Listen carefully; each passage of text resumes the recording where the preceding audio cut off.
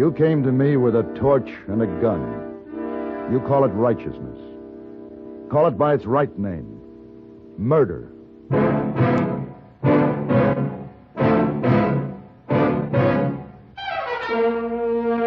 Have Gun, Will Travel. Starring Mr. John Daner as Paladin.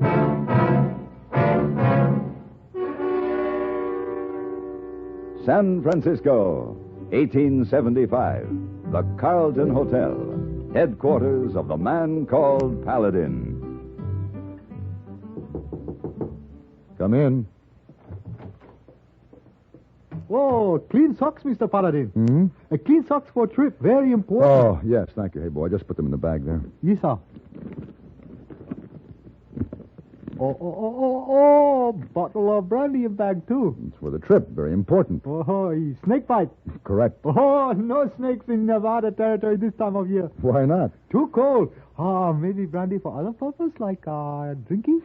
Maybe. Or maybe to give lady named Cleo to make warm? The lady named Cleo has hired me to do a job, that's all. Oh, sure. She wants me to find her husband. Oh, sure. And she's paying me very well. Oh, sure. Hey, boy, you know what you are? No, what I are? Auf den Knödel. Auf den Knödel? Yes. Now, carry this down to the lobby for me. I'm ready to leave the comforts of the Carlton Hotel and head for the wilds of Nevada. Auf den Knödel.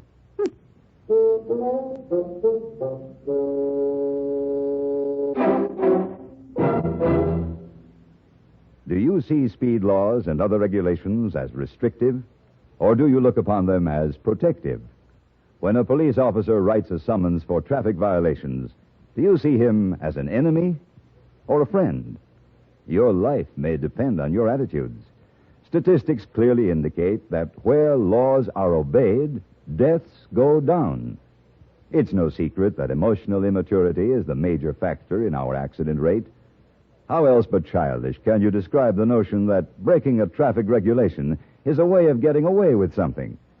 What could be more infantile than believing one can prove his superiority by ignoring a stoplight? Unfortunately, too many drivers on the road subscribe to that kind of emotional outlook. The result is tragic. Almost 85% of all traffic accidents in America are caused by careless, childish driving.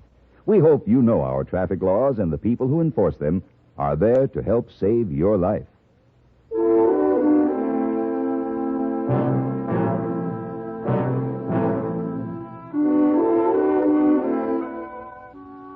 The lady named Cleo, whom I had traveled over 1,000 miles to help, turned out to be a fat shrew of 50, and her desperate need of me was to find a husband who had understandably tried to blot out his memory of her with drink. By the time I found him, he'd done pretty well. I figured they deserved each other, so I brought him back, memory and all. But I was left in the middle of the Nevada desert, miles from the railroad. I'd been riding for a full day when I heard a strange sound in the desert stillness, or at least a strange sound for that lonesome place. It was a baby's cry. And then I saw the wagon. It sat alone, without horses, forlorn in the sand, no sign of life, except the sound. I dismounted and walked toward the wagon.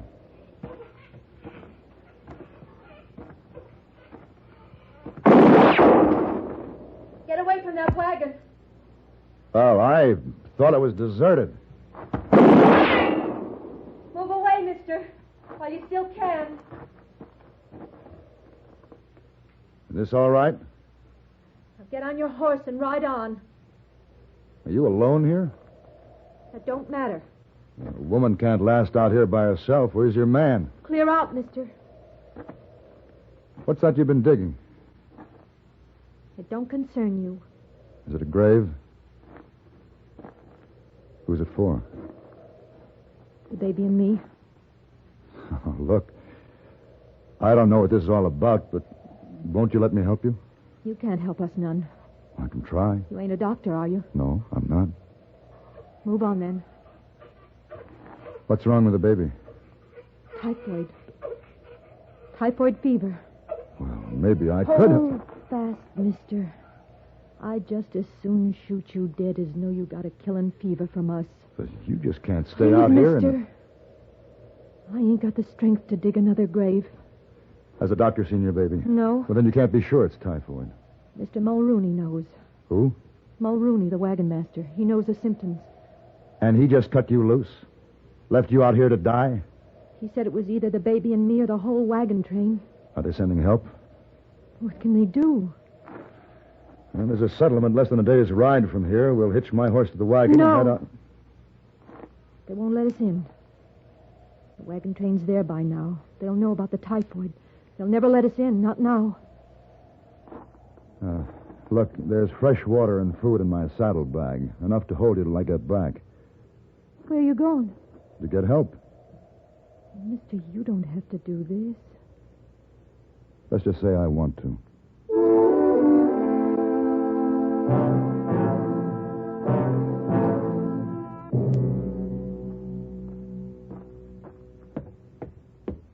Pardon me, ma'am. Yes? They said at the store I'd find a doctor at this house. Yes, that's right. My name is Paladin. I'd like to speak to the doctor, if I may. You are, Mr. Paladin.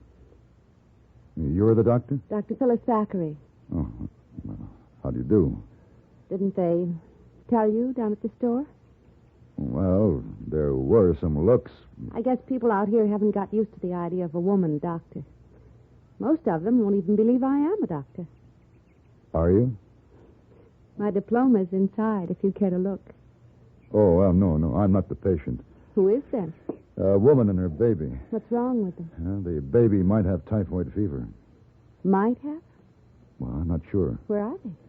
They're lying in a wagon a day's ride from here. I see. It's a long ride. You'll find my horse in the stable. By the time you have him saddled, I'll be ready to go. You're quite a woman. I'm a doctor, Mr. Paladin. Wait a minute. Oh. Looks like a delegation, doesn't it? Yeah. Just a minute, you two. I got something to say. Yes, Mr. Davis? Mister, you didn't tell us those people had typhoid fever. No, I didn't. Who did? I did. My name's Jeremiah Mulrooney. Well, now, Mulrooney. You don't look like a murderer. What? You sentenced that woman and her baby to die when you left them out in the desert. They're diseased. You've done nothing to help them? Look, mister, typhoid's a terrible thing. It's nothing to fool around with. We don't want it here. He that toucheth pitch shall be defiled forthwith. You've consorted with the disease. The fever is upon you, too. So, you'd better make tracks, mister. Wait. Mr. Davis, he's not even sure it is typhoid. I'm sure. I saw it. You're not qualified to say. And who says she is? Are you going out there with this man, Mr. Thackeray? Well, of course, Mr. Davis. I'm a doctor. All right, that's up to you, but once you mix with a fever, you're not welcome back here. And don't try bringing those fever patients back here either. If we have to bring them back, we will. Look, we got folks to protect, children of our own. And we'll shoot you down if we have to keep them safe. They mean what they say, Mr. Paladin. So do I. You ready to go? I'm ready.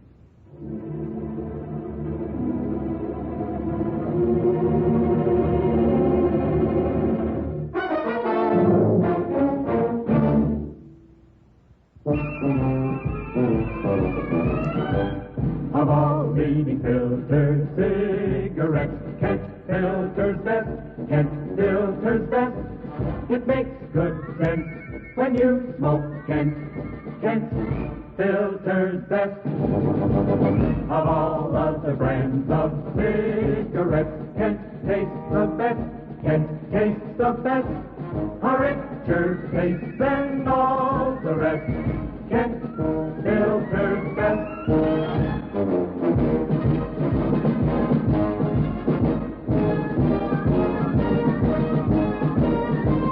It makes good sense when you smoke Kent. Of all leading filter cigarettes, Kent filters best.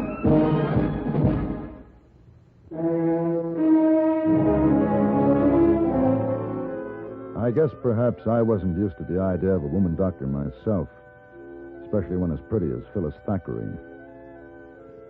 She rode beside me through the desert all night, without rest, without complaint. Now it was just after sunrise. Maybe I should have brought something for saddle sores. You want to rest? I want to get to that baby. Yeah. Shouldn't be long now. Good. You know, you should be on a velvet settee, wearing a hoop skirt and fluttering your eyelash over a fan. I tried that.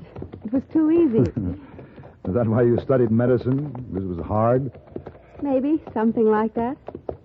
Wasn't it tough enough practicing back east? I guess I'm as much missionary as physician. I was the second woman to graduate from my medical school. Others came after me. It was difficult for all of us, but gradually we're becoming accepted as something better than freaks. You're not accepted yet. You just got run out of town. Well, maybe I'm not the missionary I think I am. Or the doctor. Well, we'll see. Here's the wagon up ahead. I don't see anybody. Neither do I. Come on.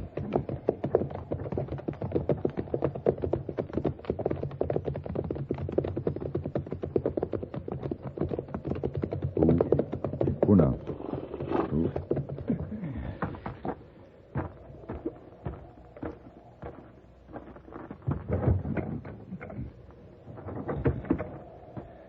They're in there, all right. Both sleeping. I hope that's what it is. Is there anything I can do? Just help me up there. And cross your fingers.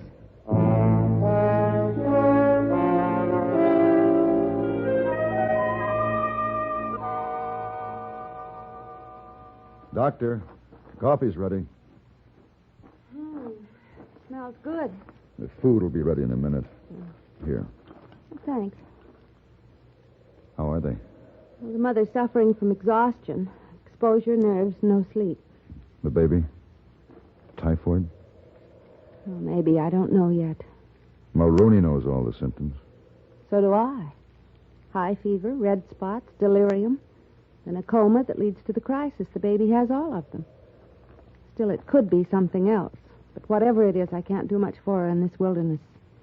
You want to take them back to town? Yes. You know what that means? Yes. It's necessary, medically? Yes. I'll hitch the horses to the wagon. Mr. Paladin. You don't have to come with me. I wouldn't miss it. There's something about that Mulrooney's face I didn't like.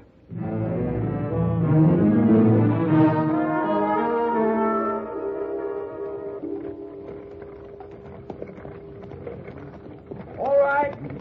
Stop that wagon right there. Don't come no farther. Ooda! They have guns, Mr. Paladin. I'm going to try to talk some sense into their heads. Here, hold the reins. Stand right there. No closer. Dr. Thackeray has examined the woman and child. The woman has no signs of typhoid. Her child is diseased. The doctor isn't sure the baby has typhoid. I'm sure. That baby needs treatment. Now, Mr. Davis, you're a sensible man. Are you going to let Mulrooney sentence a woman and child to death? We'll bring what you need out here. But you ain't bringing them into town. They'll be completely isolated in the doctor's office. Paladin, they're sick, and we can't take the chance. We've got to protect us. They're not as sick as you people. Now, you may be able to keep them out of this settlement, but you'll carry your own sickness with you wherever you go. You'll die again every time you see a baby smile. We've got our own kids to think about. How do your children cry when they're sick? Any different from that baby? Suppose it was your child crying like that. Would you send it to the desert to die? Now listen to me, all of you. I'm driving that wagon to the doctor's office, and don't you try to stop me. If you need a doctor, you know where she'll be. We won't let you do it, Paladin. We won't let you bring disease and pestilence into our midst. I'm afraid they'll use those guns, Mr. Paladin. Get back there with Mrs. Benson. Both of you lie flat. You going to try it? Go on, get back. Come on! Stop him! Shoot! Shoot!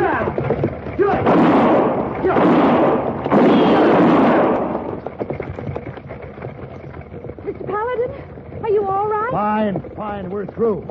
I'll have you in your office in another minute.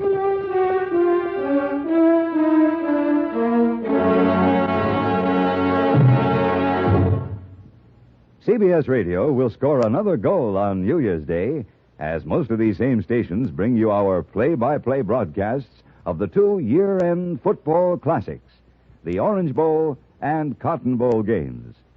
From the Orange Bowl, CBS News sports experts will call the thrills in the Oklahoma-Syracuse contest.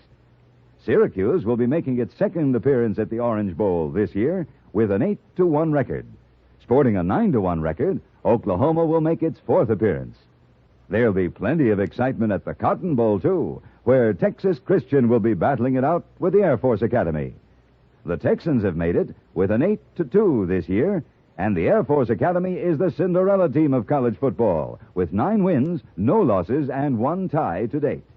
No matter where you go, no matter what else you're doing on New Year's Day, here's CBS Radio's on-the-spot broadcast of the Orange Bowl and Cotton Bowl games.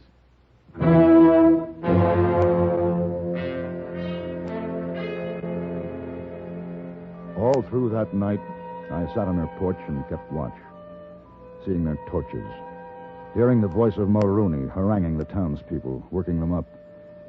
But they didn't come. And inside, the doctor worked with her patients. It was after dawn when she came out to me. Still quiet? Oh, well. Mulrooney is still working on them like a witch doctor. There's breakfast inside. You'd better eat something. I'll stand guard for a while. Thanks. How's Miss Benson? She'll be all right after she gets some rest. And the baby? The fever broke last night. Oh, what does that mean? It isn't typhoid. Not typhoid? You sure? Yes. Well, how can you be certain? You've only been with her overnight. You still doubt me, don't you, Mr. Paladin? The symptoms are there. Symptoms can be ambiguous. Now get your breakfast. You need it. All right. Morning, Mr. Paladin. Well, Mrs. Benson, it's nice to see you up and around. I wish I could tell you how much I appreciate. Oh, no. No gratitude before breakfast. Baby's better, huh? Yes, much better. Miss Benson, Hmm? why does Mulrooney hate you so much? My husband died early on the trip. After a while, Mulrooney wanted me to marry him. Said it was God's will to care for widows, and he was the chosen messenger. I wouldn't let him near me. Then the baby got sick. Come outside. What is it? They're coming. Look. I'll handle them. Go inside with Mrs. Benson. No, maybe I can help. You take care of your patients. You may have some new ones. I want to stay. All right, but stand back. That's far enough, Mulrooney. This torch is the fire of truth and justice, Paladin. It will burn away the seeds that Clara Benson has spread among us. It will scourge the disease from our souls and bodies and purify these homes again. The only disease is in you, Mulrooney. Mrs. Benson is well, and the baby is out of danger. Lies!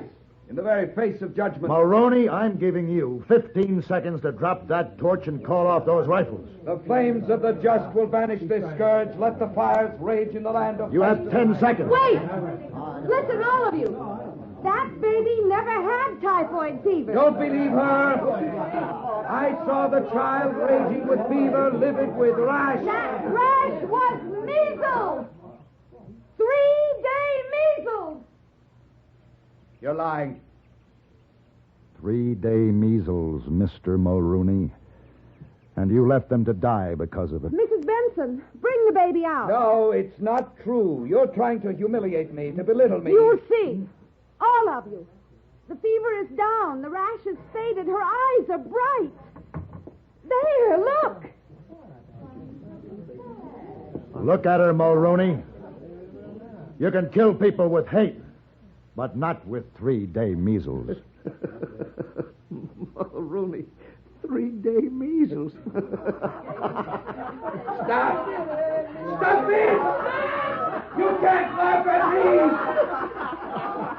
Stop! Paladin! Mulrooney, don't be a going to kill you, Paladin. I'm going to laugh at your grave.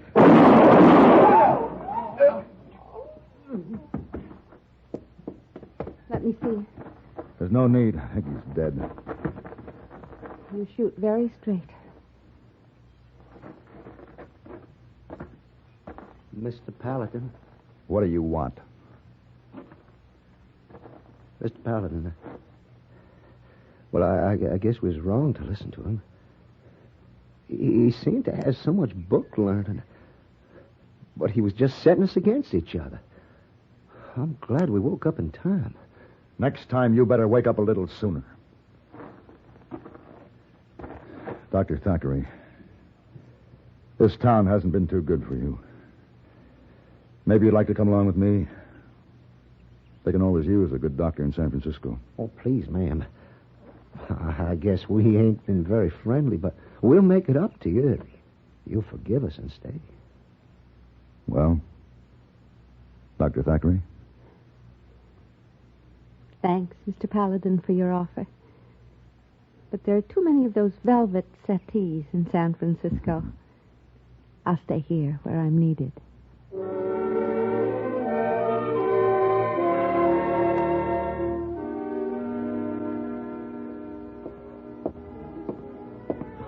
Oh, good afternoon, Mr. Paladin. Good afternoon, hey boy. You get in late last night. Sleep all day. Now up and feeling fine. I do indeed. Oh, you have good time with Lady Cleo?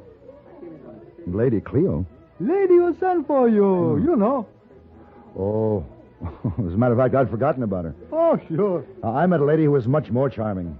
A lady doctor. Oh, sure. Yeah. As a matter of fact, I've had a fine case of 3-day measles. Oh, yeah, the 3-day measles. Oh, sure. It's true. Yeah. Oh, you got dirty laundry. You put out tonight. To coin a phrase, hey boy. Oh, sure.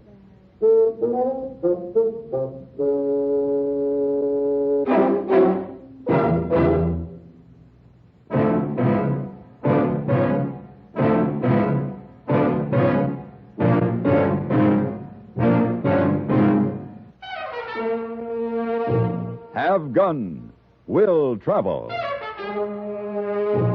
Created by Herb Meadow and Sam Rolfe, is produced and directed by Norman McDonnell and stars John Daner as Paladin with Ben Wright as Hayboy.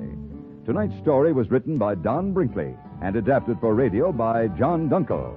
Featured in the cast were Virginia Gregg, Vic Perrin, Gene Bates, and Lou Krugman.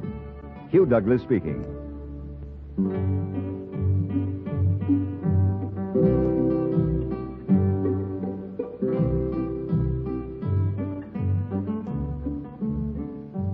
Join us again next week for Have Gun, Will Travel.